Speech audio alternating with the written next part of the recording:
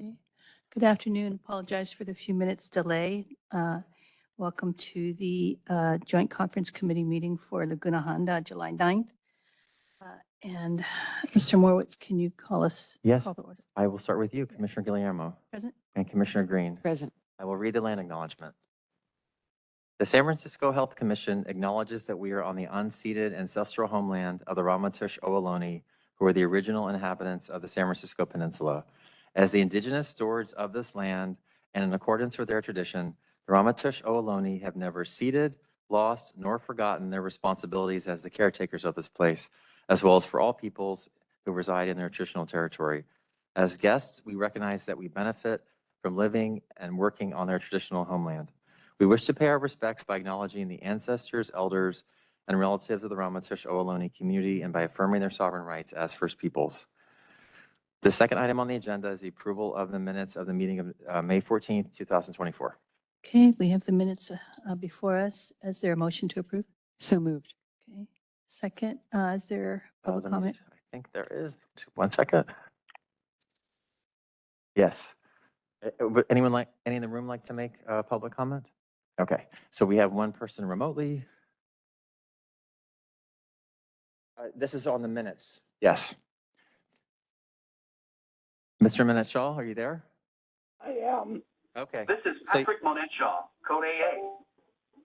The June 11, 2024 meeting minutes report on page 3 that Roland Pickens had stated that Dr. Lamb and Sandra Simon were working on a staffing plan strategy document for when admissions actually resume again, and it would be presented at an upcoming LHH JCC meeting.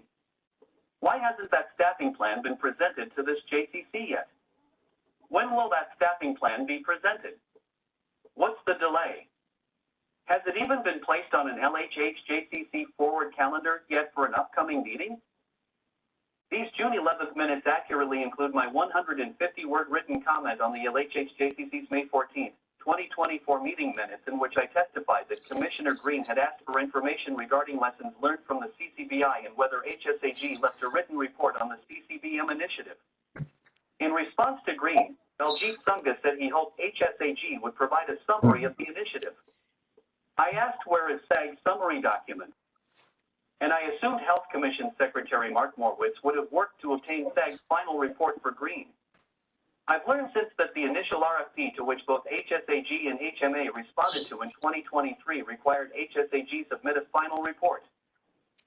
To the extent Morwitz may have obtained SAG's final report on behalf of Commissioner Green, it should be posted to an LHH JCC meeting website page as a post-meeting background report following a given meeting for the convenience of other commissioners, as well as convenience to members of the public so they aren't burdened with delays in placing records requests to obtain it, and to lessen the workload of SFDPH public records staff responding to multiple records requests for the same documents. The Health Commission should make it standard practice that when it requests additional reports, that Morwitz be required to post them online as a follow-up job duty. It's within your power to require this, and you should do so today.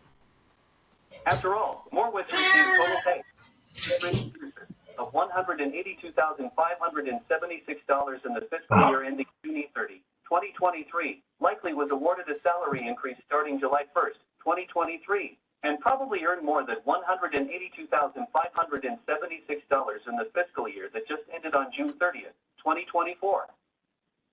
Thank you. Always a pleasure. That's the last public comment. Thank you. Should we have a vote? Any other comments? All those in favor? Yeah. Aye. All right, thank you. The next item is general public comment. And for those of you newer to our meetings, I'll read what's on the agenda. At this time, members of the public may address the Laguna Honda Joint Conference Committee on items of interest to the public that are within the subject matter jurisdiction of the Laguna Honda Joint Conference Committee, but are not on this meeting agenda. Each member of the public may address the JCC for up to 3 minutes. So this is a time to talk about anything related to Laguna Honda that's not on the agenda. Would anyone in the room like to make public comment? Right. Everyone has 3 minutes, and when the buzzer goes off, please end your comments.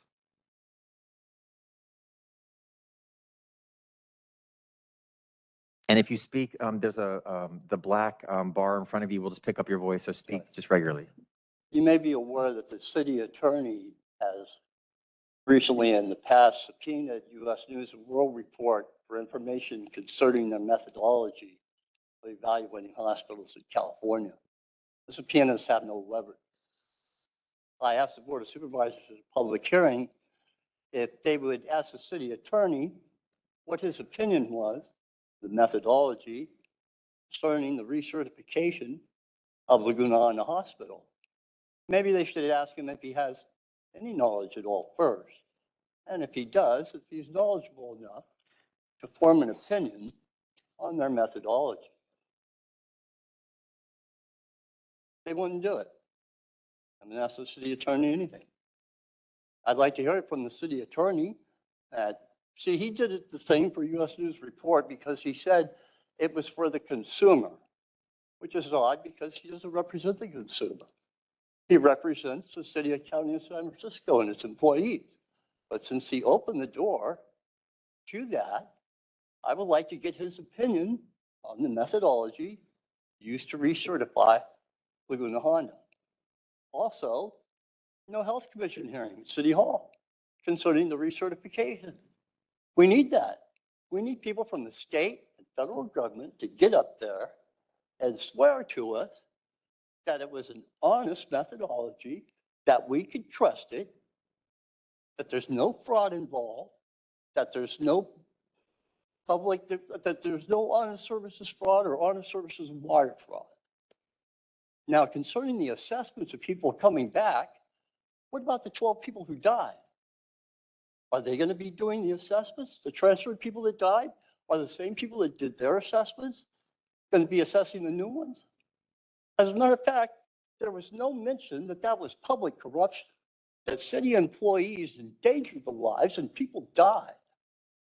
Of course, they don't want to do that because Laguna Honda got rewarded for 12 people dying. They got full funding for a year and they immediately stopped their transfer assessments. It was one of the things me and Randy were depending on. Randy's a resident at Laguna Honda. See, had they done an assessment on him, we could force a long-term care ombudsman to be there, and then they would have to diagnose Randy in front of his face instead of lying behind his back. Thank you. Thank you. And there's one remote public comment. Give me a second to clear this. Okay, Mr. Metshaw, you've got 3 minutes. Thank you. I am speaking on a topic not on any of today's agenda items, so please don't cut me off. It has long occurred to me to ask why there's an SFGH JCC and an LHH JCC, but there's no JCC for the San Francisco Health Network, SFHN. After all, the SFHN was stood up and created, I think back in 2013, to pull SFDPH's 13 or so community health centers for primary care and mental health clinics under an umbrella network dubbed the SFHN. But sadly, we never hear in any JCC setting any oversight of the primary care and mental health clinics operating under the SFHN umbrella. This suggests to observers that this health commission may again not be providing sufficient oversight in this commission's role as the governing body over those primary care and mental health clinics. It's high time this commission created an SFHN JCC, which appears to be long overdue. Since its creation, the SFHN has unfortunately become top-heavy with managers who have no experience running skilled nursing facilities sticking their management noses into running LHH as if it were an acute care hospital rather than as a licensed skilled nursing facility required to follow CMS's 200-plus F tags and follow best practices for nursing home residents care. There's no oversight of how the SFHN is managing those primary care health centers.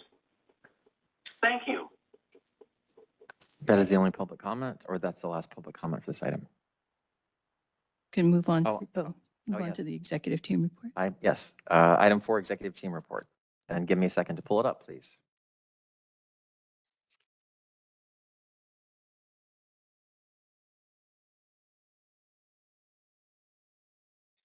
Good afternoon, Commissioners. My name is Jennifer Carton-Wade, and I'm one of the Assistant Nursing Home Administrators for Laguna Honda.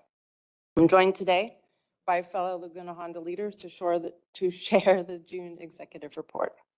As you know, Laguna Honda has presented to the full Health Commission twice since our last JCC, first on sustainability planning and on our ongoing improvement framework and most recently on preparations to resume new admissions.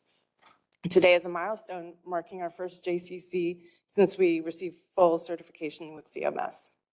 And because of that, our exec updates since April 2022 have focused nearly entirely on recertification. Today is a welcome return to an update on additional hospital operations. Next slide. So we're definitely in celebration mode. After more than a 2-year journey, Laguna Honda is fully recertified for both Medicare and Medicaid. The recertification process was a journey, and we are all relieved and joyous. We made remarkable and transformative changes facility-wide, and the future is bright for Laguna Honda. Our priority is to sustain these positive changes and ensure that they are embedded in our culture and operations. We again celebrate staff, union partners, local leaders, and you, our commissioners, who together secured the future of Laguna Honda. I want to take a moment to really thank our Laguna Honda residents and their families for their support and patience. They are the reason that we do what we do.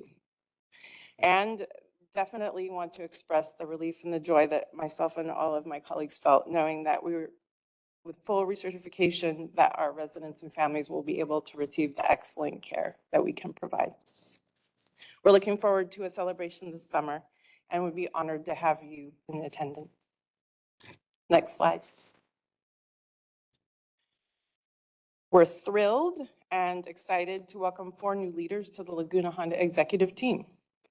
They are part of our recertification journey. Each of them brings a level of expertise and passion around skilled nursing. I'll take a moment for brief introductions and then allow them to go on camera. Please let me begin with Angela, who is unable to attend today, but who you will meet in future JCCs. And I think you actually may have heard from her in past JCCs because she's the emergency preparedness manager. She comes to Laguna Honda with 17 years of experience in skilled nursing facilities.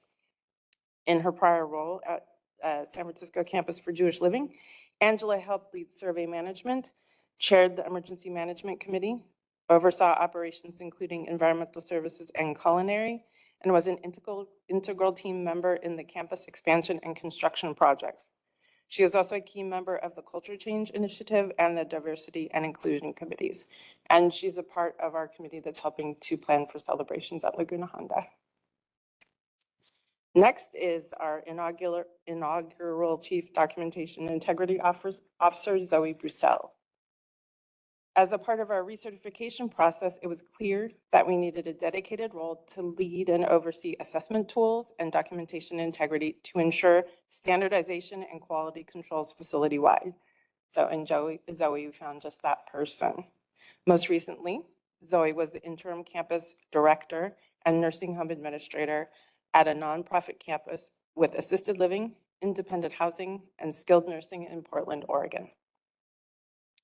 Next up is Oleg Korsunsky. Oleg is our new administrator for facilities and capital planning. Oleg has served in skilled nursing facilities in the Bay Area. He's also led major capital projects, including a $100 million+ new construction project in San Francisco, and he is a certified fire protection specialist.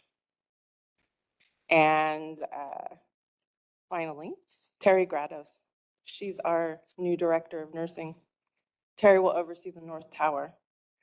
Terry's nursing career has been dedicated to the skilled nursing setting from the beginning as a treatment nurse, and most recently as a nurse manager and assistant nurse director of nursing.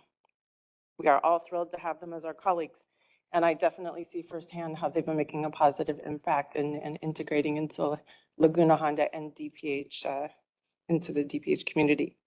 I'm going to turn it over to Zoe so she can say a couple of words of introduction.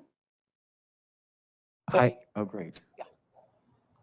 Good evening, Commissioners. My name is Zoe Brussel. I'm the new Chief Documentation Integrity Officer at Laguna Honda Hospital. Most recently, I was actually consulting through HSAG at Laguna Honda Hospital. And I think within my first few hours at Laguna, I was given a very warm welcome, and was just absolutely enamored by Laguna. So I knew that I wanted to stay here forever. So I'm a licensed nursing home administrator, and I have had a long career of being passionate about MDS and care plans, and really just care coordination as a whole. So I'm really, really looking forward to staying with this team and serving these residents, and getting to work with you all. Thanks, Zoe. Oleg? Good evening, Commissioners. My experience has been across a few neighborhoods in San Francisco, the Excelsior, and most recently in the Marina. I have 14 years of SNF experience, 12 of them in a leadership role, working with regulators and local authorities to make these older, iconic, classic buildings work for a modern population in San Francisco. Everything from commissioning to decommissioning buildings, retrofits, new construction. I love the challenge, and I look forward to working with Laguna Honda. I worked closely with Laguna Honda during the COVID crisis, distributing supplies to the facilities that I worked at. And just driving through, I kind of fell in love with the space and had a good feeling about the place the whole time. I love the challenge, and I look forward to working in this beautiful part of San Francisco and being a stakeholder of the community. And Terry?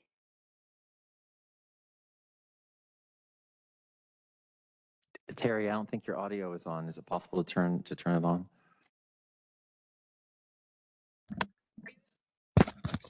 Hello? Yes, that works. Thank you. Great. Hi, my name is Terry Grados. I am the new Director of Nursing for the North Tower here at Laguna Honda.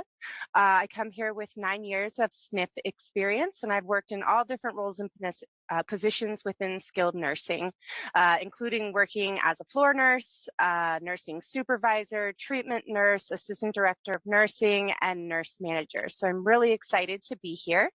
Laguna Honda is a pillar of the San Francisco community, and I'm honored to be able to work with all of the dedicated staff that are here and have accomplished the recertification. Since I've started about a month ago, I have been overwhelmed with the positive vibes and the welcoming attitude of everybody. So I'm just really happy to be here and happy to be a part of this atmosphere, especially post recertification with all of these exciting opportunities and to be able to serve this community of residents. So thank you all. Thank you, Terry. Now I'd like to turn it over to Dr. Albert Lamb, our Medical Director and Chief Medical Officer. Thank you, Jennifer, and good afternoon, Commissioners. It's good to see you again. I'd like to first start with an update on our surge response in effect for COVID-19. Laguna Honda continues to be on surge protocol in response to an increase in COVID-19 cases.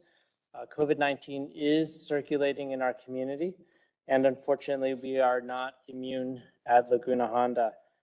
So after seeing an increase in resident and staff cases, we initiated our surge protocol on July 1st, which includes limiting in-person gatherings, increased PPE, increased testing, and increased symptom monitoring. We currently have 21 residents with COVID-19 and are pleased to share that transmission has slowed substantially with 0 cases in the last 24 hours for our residents. Of our residents with COVID-19, 86% of them are up to date with their vaccinations. Overall, 71% of all residents are up to date. We are proud of our high vaccination rates and are also working hard to increase them. As we know that nearly 100% of residents, until we know that nearly 100% of residents have received the initial 3-dose series. So we continue to work closely with residents and their decision makers to offer the vaccine and educate on its benefits. Laguna Honda has been a model when it comes to COVID-19 response, and our baseline infection prevention and control measures, such as masking in all resident care areas, exceed most facilities. We are working hard to limit transmission and to protect our community. Next slide. Returning to discuss our preparations for resuming admissions process. It was a pleasure to be here last week at the Full Health Commission to share our planning to resume new admissions.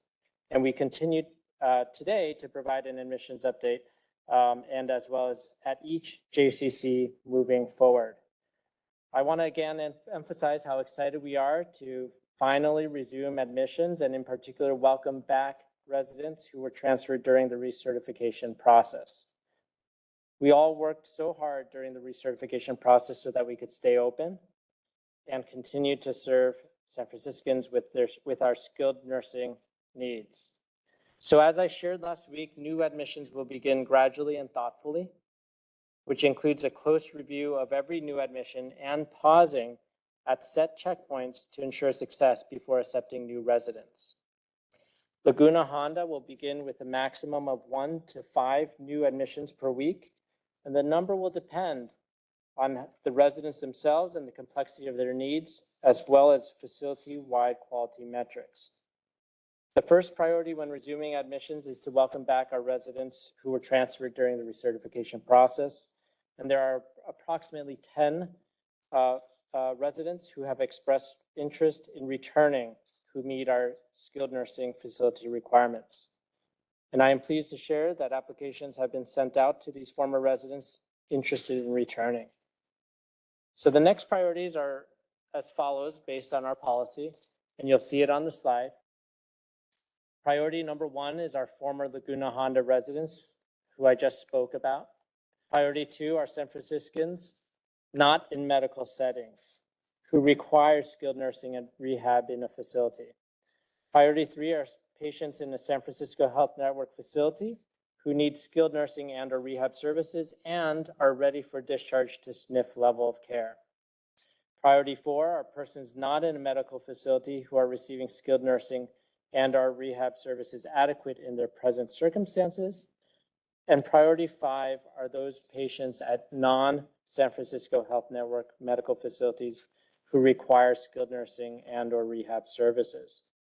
And all admissions, and I want to emphasize this, all admissions in all priority groups will meet our admission rollout plan and requirements. Our admission planning teams are hard at work and will continue to look forward to providing you with additional updates next month. With that, I'll turn it back to Jennifer. Thank you. Thank you, Dr. Lamb. Next slide, please. So we continued our celebration with Pride. We do at Laguna Honda celebrate annually. We try and do the whole month full of activities. This year, we actually were, if you could look at the bottom right-hand corner, the activity therapy team was able to coordinate with the sisters a perpetual indulgence, and they came and called bingo on a Sunday with the residents, which is a lot of fun.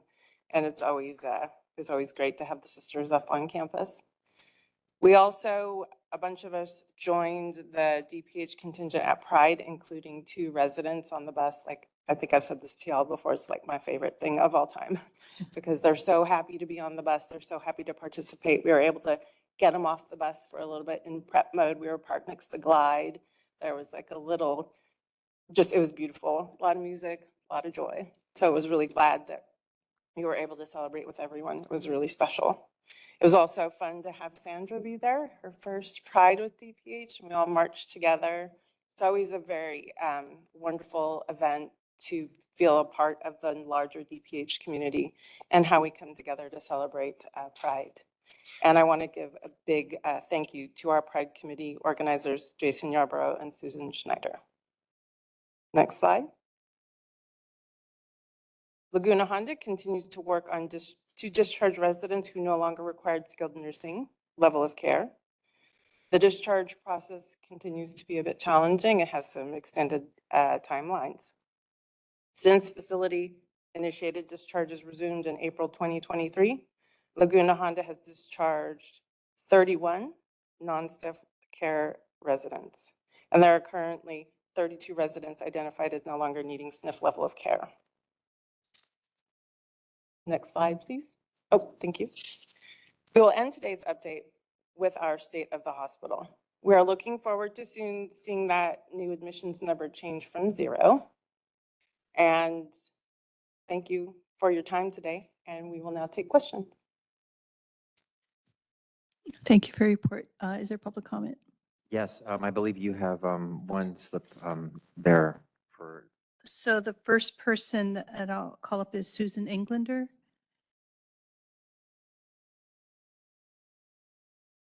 Ms. Englander. I have a buzzer, and when the buzzer goes off, please know your time is up. Absolutely. My name is Susan Englander. And first, this is my first time before the Public Health Committee, and I thank you so much for your service because I'm a former nurse and this is a big job. I mainly want to comment on things that I've been monitoring over the years. I believe in careful planning and care planning, and it seems as though, from my perception, that there is not an abundance of this. And I note in particular admissions and discharges and extended times during which this does not happen. I understand about COVID, but it seems like there are beds that are going wanting for people with direct needs. I also understand your report. I felt it was a little Pollyannish in terms of, bright futures. And, I certainly hope that's true. But regarding the incidents at Laguna Honda that have been reported by staff and by patients, integrity, as someone has said, is clearly needed as a priority for Laguna Honda Hospital. Thank you for reporting on the surge protocol. It seems solid, and I do appreciate it. Please keep up with that. Again, please admit those who are in need of required care. Please fill those beds. Please continue to meet the standards of care planning. Thank you. Thank you. Jim McAfee? The gentleman gentleman? spoke Okay. earlier, yes. Okay. And, so we- you and won't we be- do, thank you. And we do have a remote public comment. Actually, we have 2. Give me 1 second.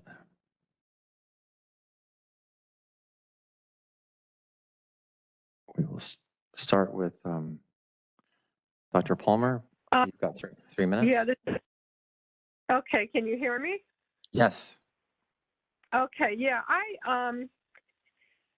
I appreciate Dr. Lamb addressing us, but unless I missed something, he managed to avoid telling us in any way, shape, or form when will admissions begin.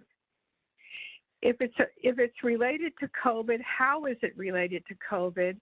And when, in relationship to the last case, will admissions begin? This has been going on for, almost 2.5 years now. You've got new management, you've got extensive training. Admissions and the care planning that is related to admissions are routine nursing home functions. What is the problem?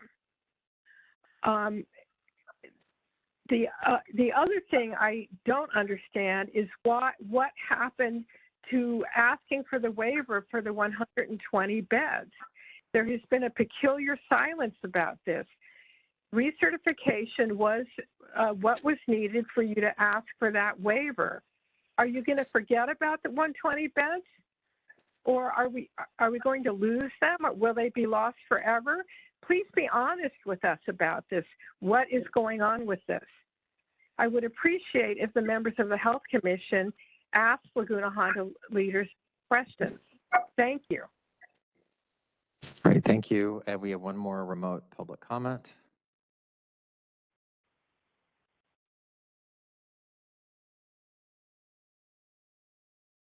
Mr. Minette Shaw, you've got 3 minutes.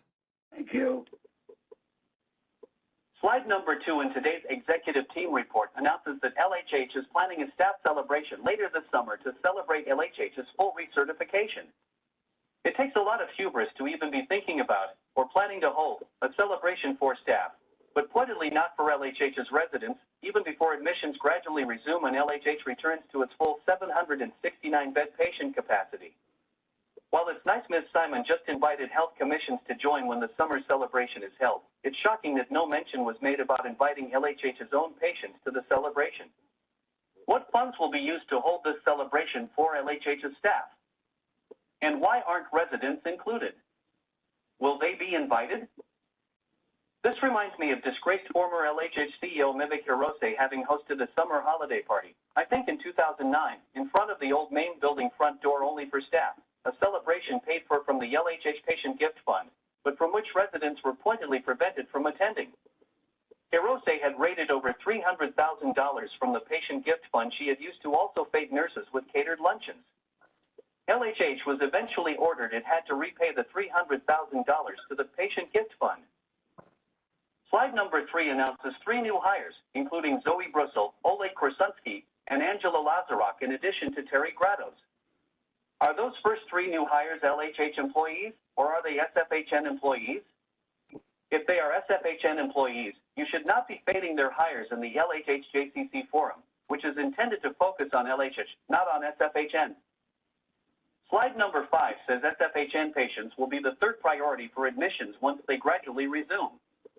It was just announced SFGH's SNF patients will also receive priority admissions to LHH while the SFGH SNF is undergoing seismic retrofit. Have SFGH SNF patients already been admitted to LHH? Has that retrofit work in SFGH's SNF unit begun yet? If so, when did it start? And how many months will SFGH's SNF unit be closed? During the June 11th LHH JCC meeting, Roland Pickens presented slide number 4, reporting a total of 64 patients who no longer had SNF level of care needs. And in March, Pickens had reported 66 such patients. Today's slide number 7 reports there were only 63 such patients. Previously, Pickens had indicated there was a total of 90. Why can't LHH keep and report accurate, consistent statistics about these patients? Thank you. That is the last public comment for this item. Thank you. Are there? Yes. Well, first of all, thank you for the report, and what a delight to meet the new leaders. I'm quite impressed by the amount of nursing home experience they have, and also, at least when Terry and Zoe talked about their affection for Laguna, that is what helps the culture change. So it's really delightful to have you, and it was very nice to hear from you. I had a question, which is, do you know how much time it will take to reassess these applications? In other words, have we recommended that residents need to be repatriated, fill out forms quickly? Are they complex? Will they be able to do it on their own? What's your sense of how long these applications will take? And then what is your sense of turnaround time to be able to invite someone back?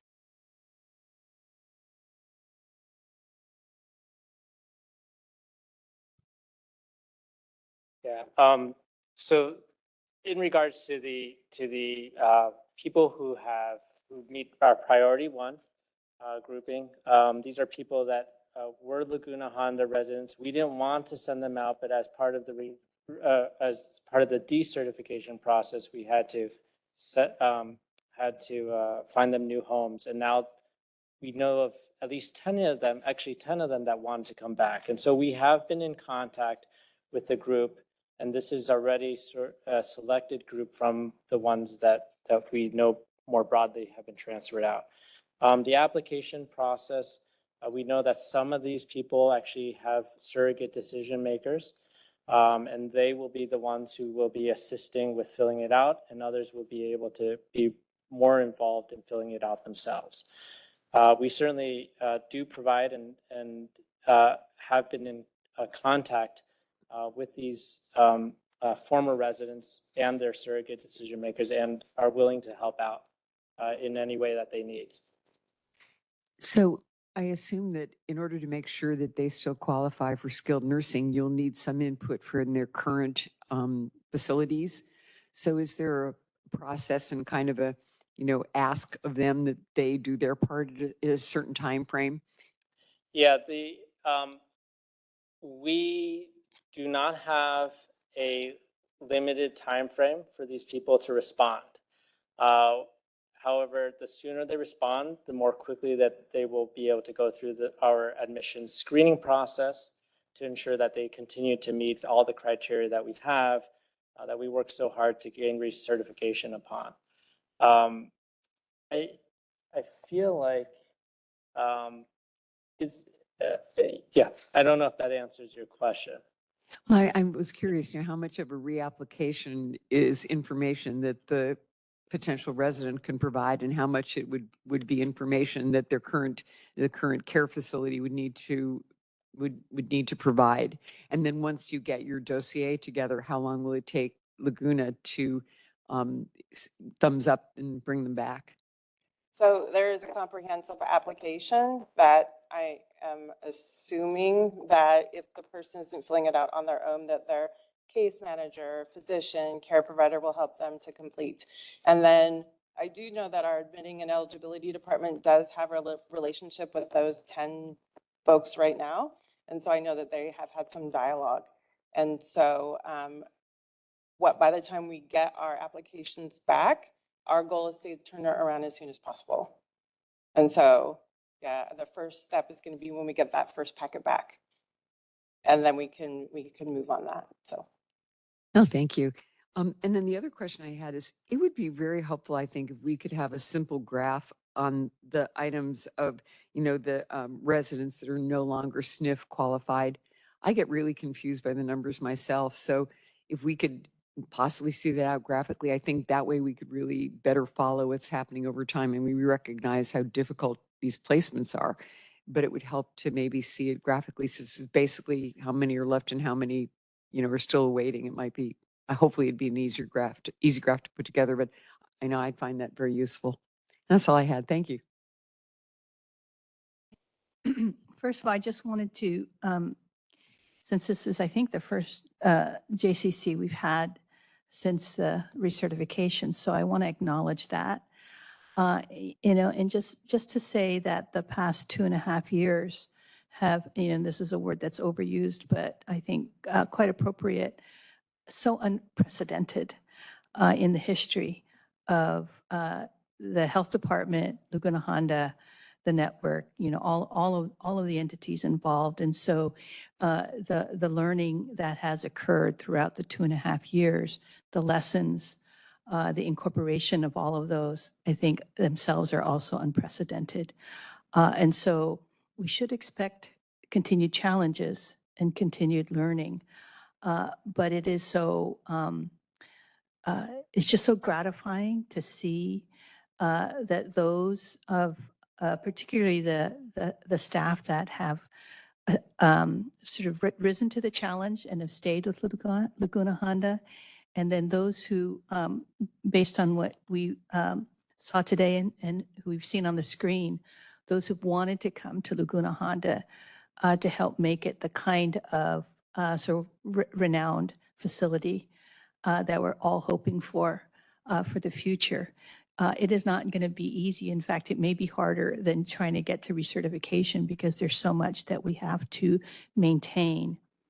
And so I actually am glad that we're taking our time because at every step along the way, we want to be able to trust but verify that what we're doing is not going to lead to the kinds of unprecedented and new unprecedented kinds of things that might come to challenge us. And so I am in support of a slow and steady approach to the excellence that we're trying to achieve. It may not be popular with the staff, with the management, with the public, with the residents, but I think it's important. We know what it takes. We know that I think over the course of the last few years since COVID, there has actually been more scrutiny and more regulation and more need to be careful And because Laguna Honda has had this history, we're going to be more targeted. And so I think it is incumbent on us, one, to ask all the questions that are appropriate. Why is it slow paced? Why are, the 120 beds taking a long time to be decided upon, the licensed beds, right? All of these kinds of things. And so I look forward to being able to hear, ask those questions and to hear the responses that are consistent with the approach that you all have taken. And I look forward to continuing the conversations and the dialogue. So I just wanted to say that I don't have any additional questions at this point, but I want to acknowledge what it's going to take and to congratulate you all. And you do deserve to celebrate with the residents, along with the management and staff, with the commission and with the general public. So I look forward to being able to see that there is a celebratory nature while acknowledging all of the things that we have to achieve going forward. Thank you. Wow, that lovely comments. Item 5 is the hiring and vacancy report.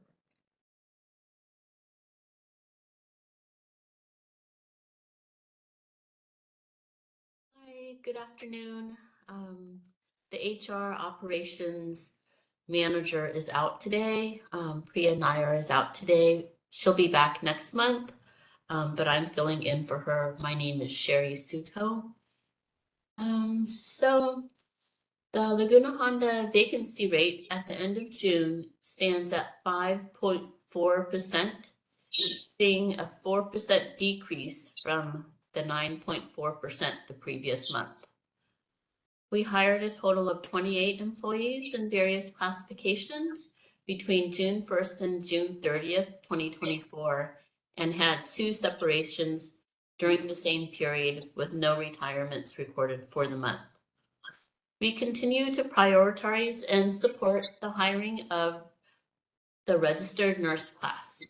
The vacancy rate currently stands at 0.5%, which is 1 vacant FTE.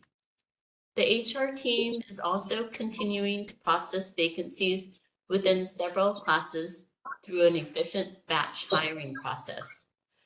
The current batch hires include the following: the 2593 Health Program Coordinator 3. We have filled 9 out of 13 positions and will begin a new process for 13 additional positions. 2903 Hospital Eligibility Worker. We have filled 4 out of 13 positions with 18 candidates in the onboarding stage. The rest are in the selection process. As we look to fill vacancies across DPH, the batch hiring process continues to help identify efficiencies and ensure a better outcome for both candidates and hiring managers. The HR team regularly holds planning meetings with executive leaders and hiring managers on a weekly and monthly basis to go over vacancy information and hiring plans. RN highlights: 4 2320s and 3 P103s started in June 2024. 3 2320s and 1 P103 is scheduled to start in July 2024. Non-RN highlights: the administrator for facilities and capital planning started in June 2024. The chief documentation integrity officer started in June 2024. 8 2312 licensed vocational nurses started in June 2024. 4 2736 porters started in June 2024. 2 1428 unit clerks started in June 2024. 2 2587 health worker 3s started in June 2024.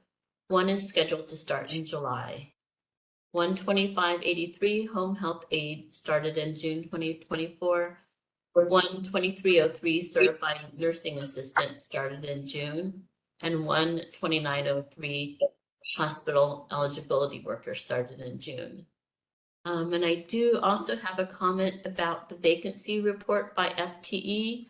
You may have noticed that the 2588 class was listed in 3 different rows under 3 different job title. If you, they should have been combined into 1 row under 2588 Health Worker 4.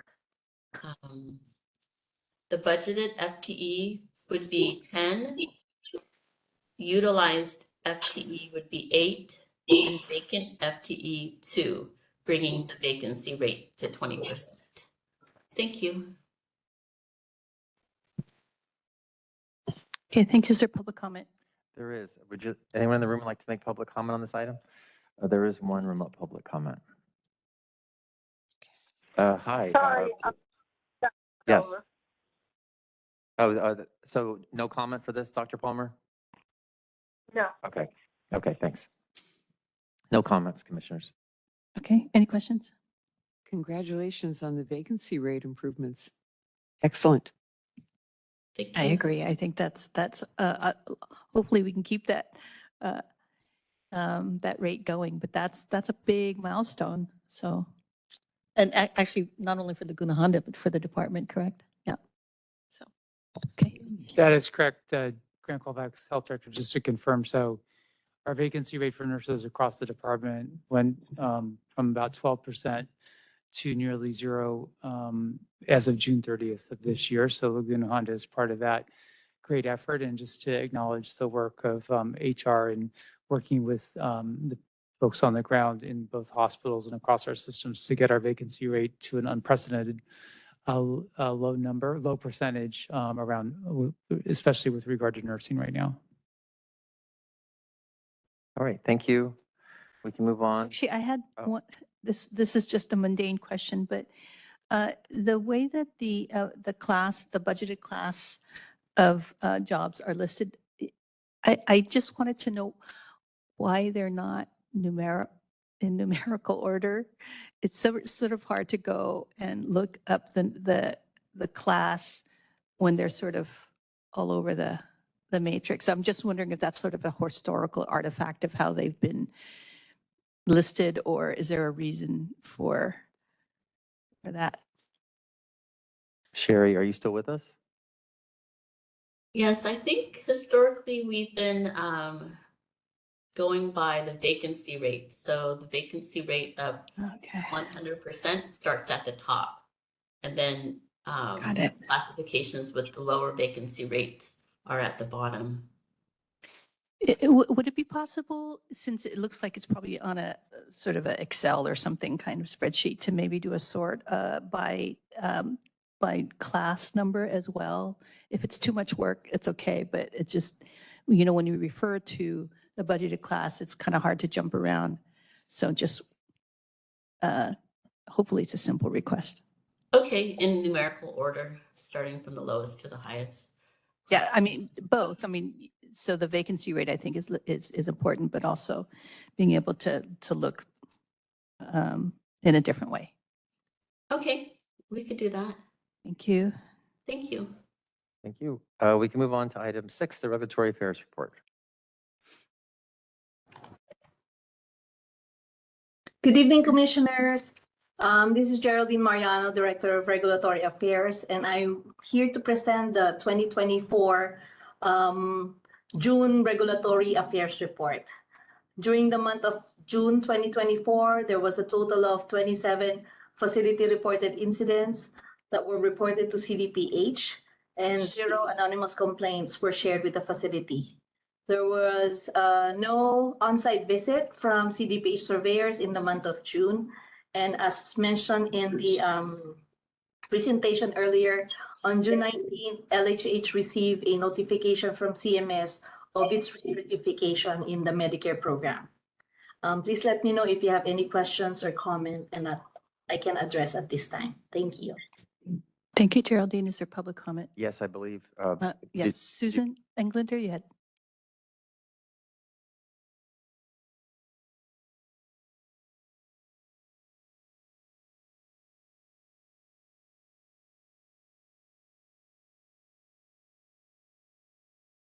Sorry, the up and down is a little difficult for me.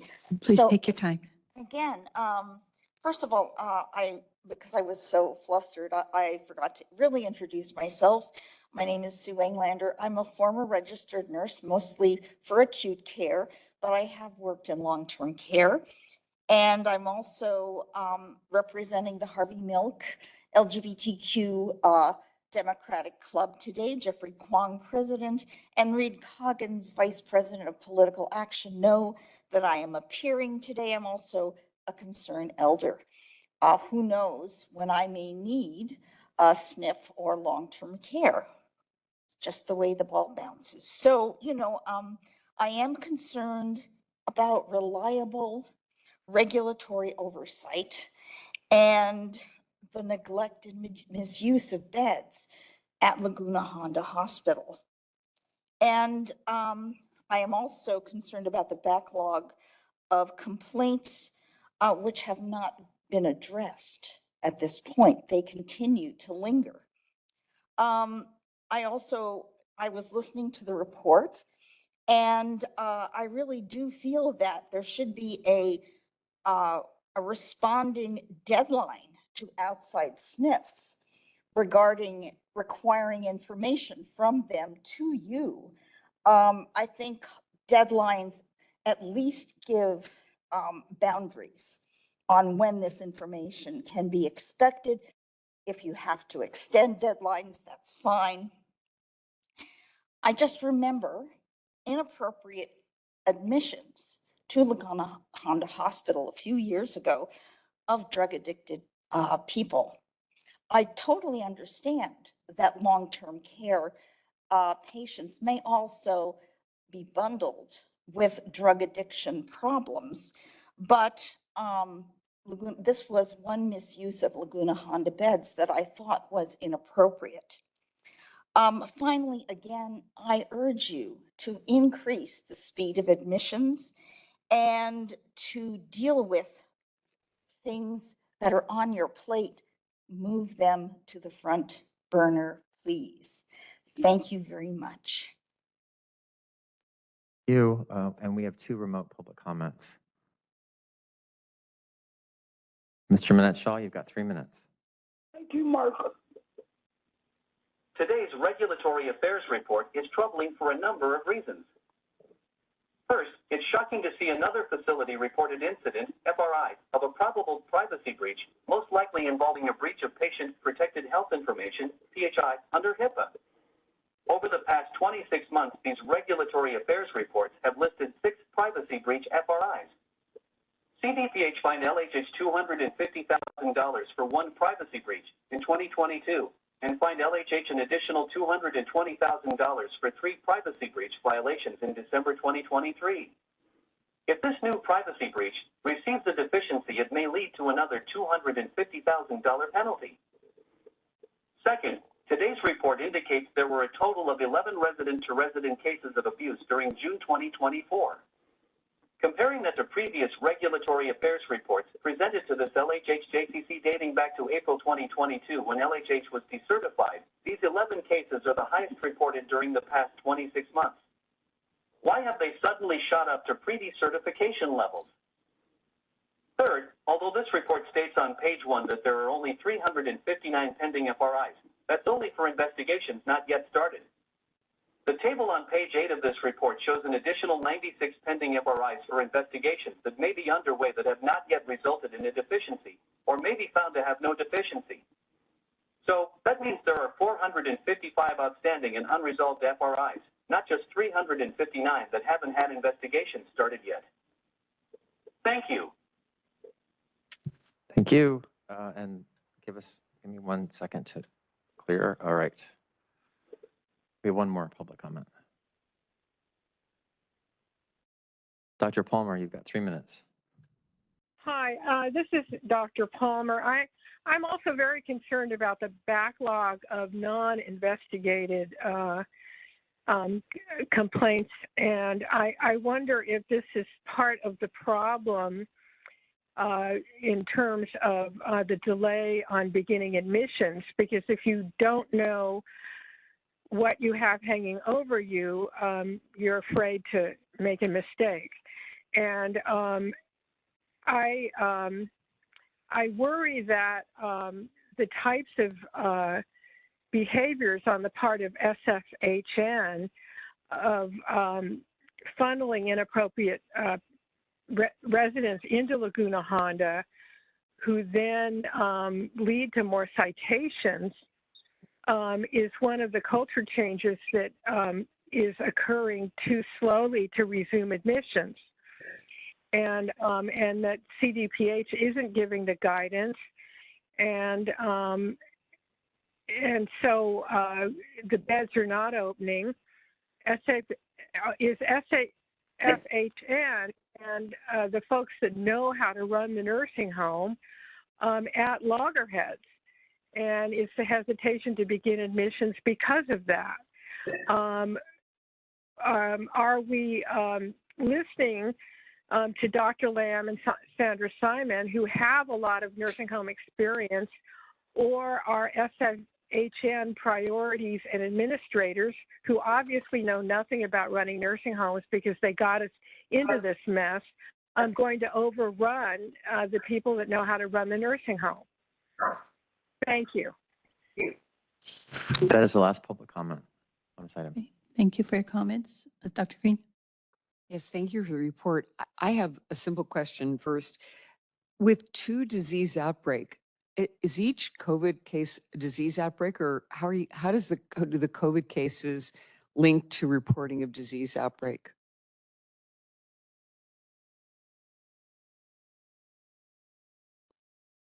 Okay. Good afternoon, commissioners. One is a disease. One is COVID, is the new COVID surge that you heard about in the executive report. And the other is a rhinovirus outbreak that has since been cleared. So any infectious disease outbreak requires being reported, and each threshold of the outbreak is different. Great. So is there a threshold of number of residents? Like if only one person had COVID, that would still be reported, or if 30 did, it would be reported identically? The new outbreak definition for COVID has changed. It used to be just one resident in-house was an outbreak. Now I think it's like 2 residents and 1 staff. Two residents, 2 positive case of resident, or 1 positive case of resident and 2 positive or positive staff or symptomatic staff, which could be a cluster. So that would be reportable. It's different from rhinovirus. And once you start a cluster, you don't continue to report. I mean, if somebody doesn't have it now but gets it 2 weeks from now and our numbers go down, is that a new disease report, or is it just, yeah, we've got COVID, there's 1 person here and 2 people there, and just when does that disease outbreak end, or how do you report that? So once we get clearance from, we work with our communicable disease unit as San Francisco Department of Public Health. And once we cleared it after 7 days without any fever or without any positive, then another cycle will happen if it meets the criteria of outbreak. Wonderful. Thank you for the clarification. And just to add on to that, Commissioner Green, during the outbreak, we have to send daily line lists to CDPH. So we don't report every time there's a new case during the outbreak. We're already sending the line list to them, so they're aware of the cases as they're coming and going. Thank you. And then the other question I had is, again, a clarification, because we talked about the hope that, I mean, we are completely at the mercy of CDPH to clear out these fries, and we have no control over that, obviously. But we had talked about the hope that we didn't want to clock it, but that maybe they cleared all of these. Yet when you look at, and this table is very, very helpful and effective, but it looks like 50% of the 2022-23 haven't been cleared, and 26% of the total there haven't been cleared. So do you have any insight into where we are with those? I mean, were they just kind of making promises they couldn't keep, or what was? So I can share, there was additional follow-up today with CDPH leadership that gave Geraldine and I a green light to share our active case list with them. so that they can reconcile. So that is a step in the right direction of us getting formal notification of what cases they have officially closed out in their system. So fingers crossed by next month, you'll see very different numbers in the report. Great. Those are my only questions. Thank you. I have no further questions. Thank you. Thank you. We can move on to item 7, Laguna Honda Hospital policies. Okay, let's see. Oh, there you go. Okay, Carmen. Good evening, Commissioners. I will be presenting 48 policies today. 7 of them are hospital-wide. They're all revisions. The first one is 22-01, abuse and neglect prevention, identification, investigation, protection, reporting, and response. 2416, Appendix 5, Code Blue, Appendix 5, Code Blue record. 2416, Appendix 6, Code Blue drill record. 2416, Appendix 7, Postcode Blue checklist. 2511, medication errors and incompatibility. 75-01, security management plan for 2023 to 2024. And 75-15, security records retention and disclosure policy. There was a total of 41 departmental policy, 11 revisions for the Environmental Services Department. The first one is 90-01, Environmental Services. Policy number 2, Environmental Services. Policy number 3, Environmental Services Organizational Chart. Policy number 5, EVS Staff General Information. Policy 6, Performance Guidelines. Policy 7, Work Rules. Policy 13, patient resident care areas. Let's see, sorry. Policy 18, microfiber dam mopping cleaning. Policy 20, privacy curtain replacement. Policy 22, EVS temporary services. And policy 23, environmental services, management of electronic equipment. There was one revision for medical services, which is 001-03, Laguna Honda acute medical unit emissions guidelines and the PMA emissions project flowchart. There were 21 nursing policies. All of them were revisions. The first one is A 9.0, sick leave, intermittent FMLA, tardy call-in. B 6.0, in items at bedside. D 4.0, care of a prosthetic eye, artificial eye. D9 3.0, bed stripping and terminal cleaning. D9 8.0, charging of electric wheelchair. E 5.0, enteral nutrition support. F 6.0, ostomy management. G 1.0, vital signs. H 1.0, collection of urine specimens. H 6.0, after hours stat blood draw. D5 2.0, limb care following amputation. D5 6.0, elastic and anti-embolism stockings. D9 6.0, water features. F 4.0, application of condom catheter. M 2.0, guideline for prevention, assessment, and management of residents at risk for dehydration. M 3.0, Meditherm number 2 hypothermia machine. M 4.0, protocol for personal laundry and use of washer and drying machine. M 6.0, transport gurney protocol. M 7.0, electric medical surgical bed protocol. M 8.0, electronic wheelchair scale protocol. And M 16.0, protocol for resident escort off hospital grounds. There were 8 policies related to the outpatient clinic. 2 of them are new, and they are the outpatient clinic vacation request and approval and the outpatient clinic sick call. 6 were revisions. First one is A3, outpatient clinic flow and activities. A2, outpatient clinic appointment system. A5, nurse and resident call system. A6, clinic staff licensure and certification. B1, simple surgical procedure in outpatient clinic. And B2, protocol for flame use for denture molding in patients who are on chronic oxygen in the dental clinic. There were also 3 policies pulled from approval today.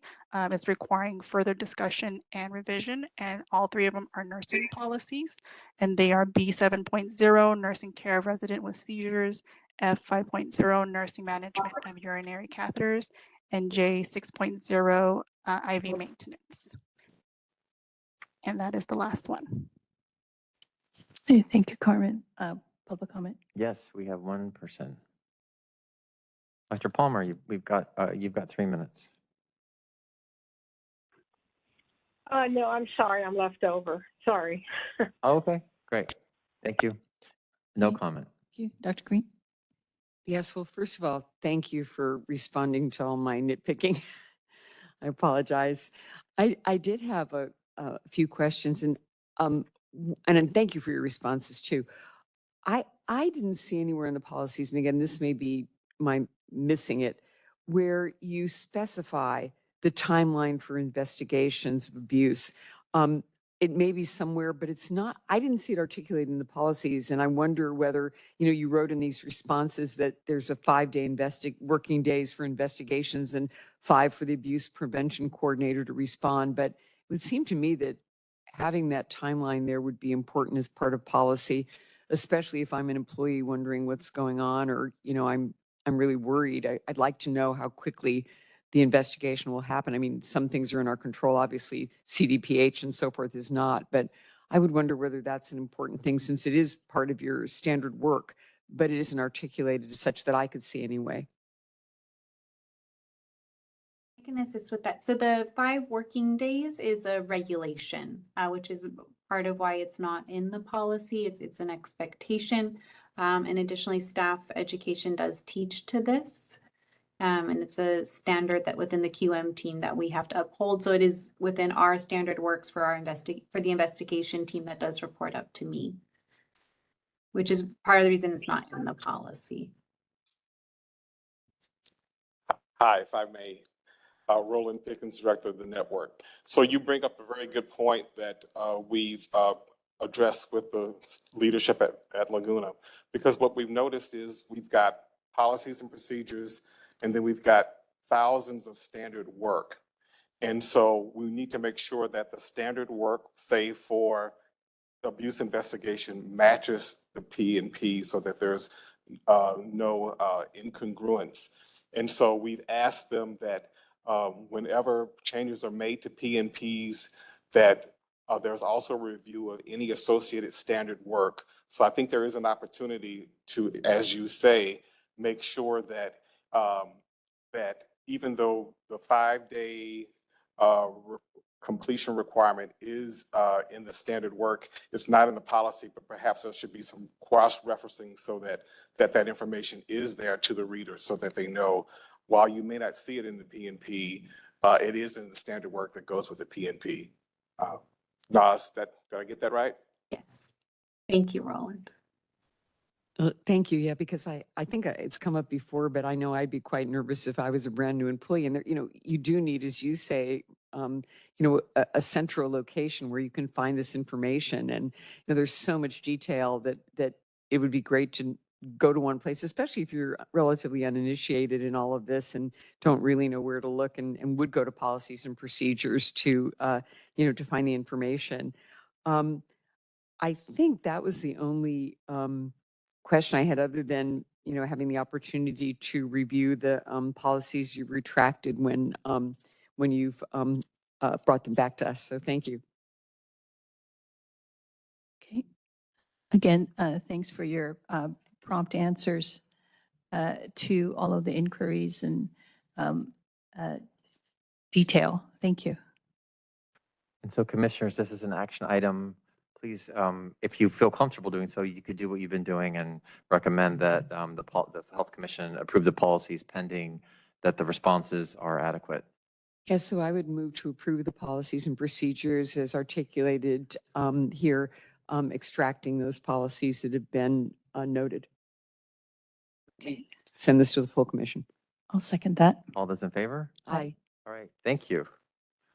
We will put that on the consent calendar. Item 8 is consideration for closed session. Okay. Is there a motion for closed session? So moved. All those in favor? Aye. Aye. All right, Do we have a public comment on the closed session? Oh, yes. Is there public comment on the closed session? I see no hands. Thank you for reminding me, Commissioner. Members of the public, thank you for attending the meeting. We will be back after the closed session if you'd like to wait, but while we're in the meeting, you will not see or hear us. Again, thank you for your comments, and everyone else, please give me about 30 seconds to take us over. Into open session. Commissioners, please consider a motion to disclose or not disclose discussions held in closed session. Move not to disclose. Second. All those in favor? Aye. All right, thank you. And then consideration for adjournment. Move to adjourn. Second. All those in favor? Aye. Thank you, everyone who attended, and those who made public comment. You're still on. We see you. Thank you again. Give me